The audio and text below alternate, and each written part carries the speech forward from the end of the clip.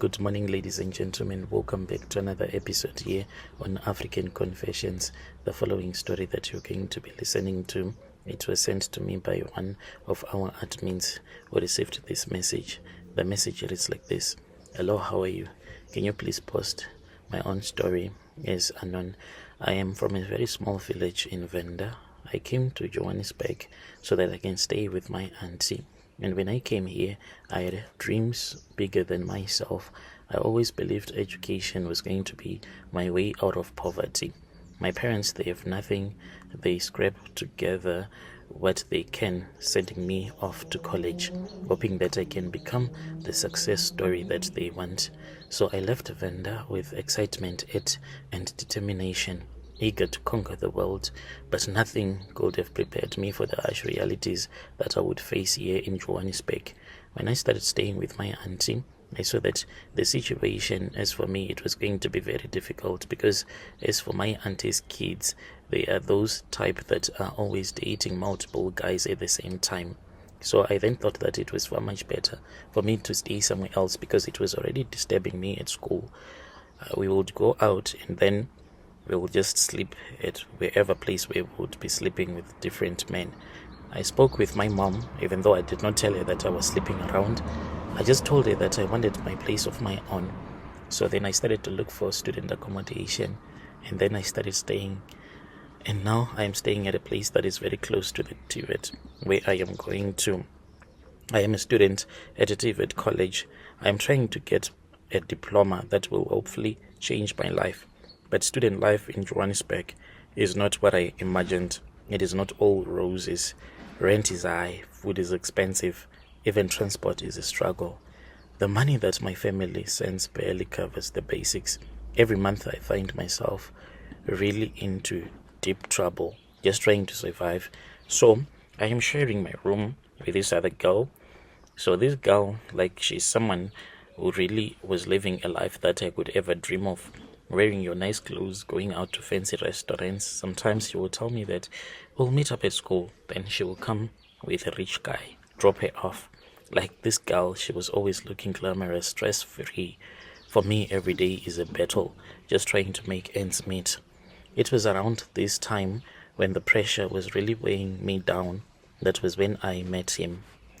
My friend then said that she was like in the same situation that I was when she came to Joburg, but she quickly saw that and she realized that Joburg is a fast city and you need to be fast as well, otherwise you're going to be left behind. I said, what am I supposed to do? She said, get ready, girl, we're going out tonight. So I did. We then went out. When we went out, that was when I met him. We were at a club in Braamfontein, trying to forget about my worries and trying to learn whatever my friend was doing so that she can always live a stress-free life. It was just a few drinks, some they were dancing, but little did I know that on that day my life was going to change forever. He was sitting in the VIP section watching us. He was not from around here. I could tell by his looks, dark in complexion, his accent, really old. This guy is much older than I am. But this man, when he is around you, you feel like you have to be submissive towards him. And he owns the room. The guy is from Zim. And then my friends whispered to me that he was a blesser, a man who could make my life easier for a girl like me. I had heard those stories about some college girls that rely and depend on these blessers throughout their college years. And they will be depending on these blessers. They will be given money to buy clothes, rent, gifts in exchange for companionship. I never thought that I'll end up being in that situation, but here I am, desperate.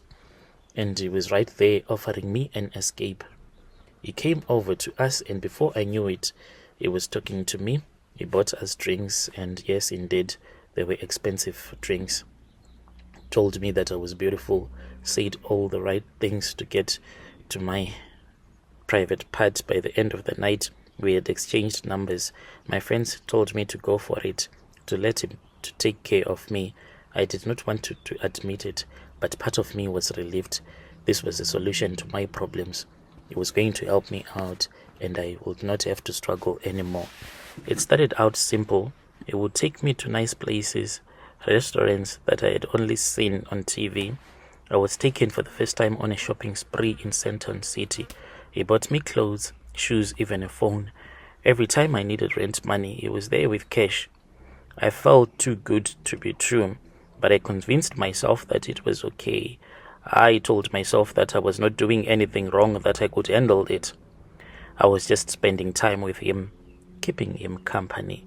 I did not think about what would come next. Then things started to get strange. After a few weeks, he began asking me to come over only when I was on my period. I did not understand that at first. He said that he liked it, because he said, "You should come to my place. Let me bulge you, then you can come." And I was like, "No, babe, I cannot come." And he said, "Why?" And I said, "Because you know, I cannot." And he said, "Oh, you are on your period." And I was like, "Yeah." And he said, "No, don't worry. You can come. You can come. We're not going to do anything." I understand when I went there, but when he started touching me, when he wanted me to remove my panty, I said, "No, I cannot do that.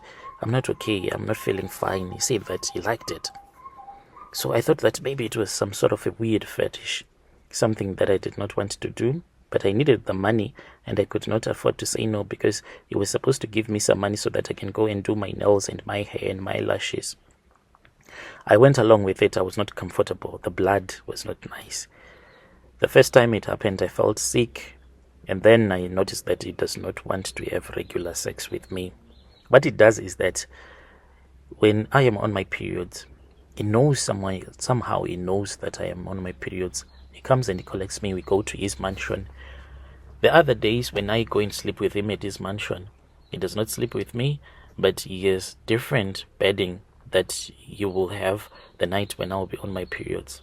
It is always white. He will be wearing white clothes. He gives me a white gown that he bought for me, a very beautiful one. And what he does is that when we are touching each other, he removes the panty, the pad, and everything. When I say, "Okay, let me go and clean myself up," he say, "No, don't worry, you are fine. I love you the way that you are." And then what he'll start to do is that he goes down on me. He'll make me to lie down on his bed, and he goes down on me, and then he will start to lick my cookie whilst I am bleeding.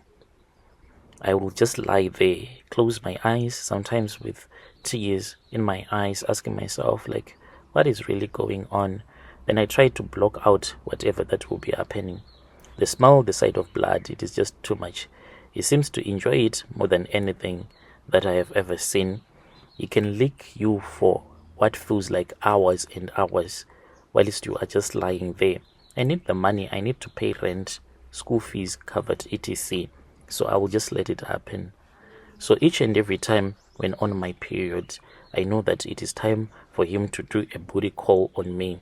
He enjoys it. The way that he cries when he is on top of me, when he looks at the blood on his manhood, it's like he is obsessed with blood each and every time. So this man, he has since told me that in the past he did not have money, but there was a time in his life when he returned back to their country in Zim, and when he came back, he was rich. He said that, "I just came back as a wealthy man. Here I am." And whenever he talks about it, he laughs it off. And he has a story that he once told me about his mom, saying that his mom just died when she was coming back from the fields, working in the fields, and the mom just passed away. When I asked a lot about his mom, he just said, "Nah, the woman is dead. I don't want to keep on thinking about her." So this is the blessed that I'm dating, and I cannot dump him because he is all that I have. Dear listeners, right there was a message that was sent to me by one of our admin who received this message. Strange things indeed, they do happen in this world. If you are into this thing of dating multiple men whilst you are in college, so as a way to survive, please try to tell us your own side of the story, and we can share your story here on our platform.